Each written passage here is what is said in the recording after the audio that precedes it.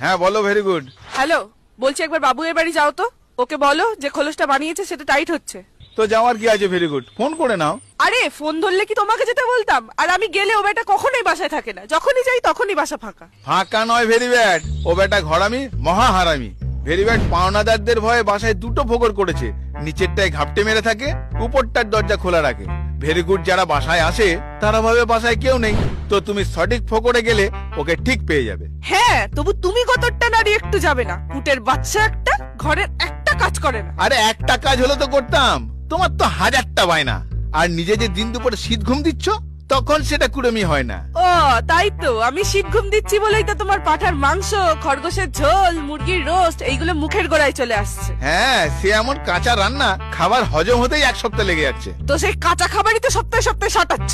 কি আর করবো very bad, উপায় নেই তাই সাটাতে হচ্ছে। কিন্তু তোমার তো গত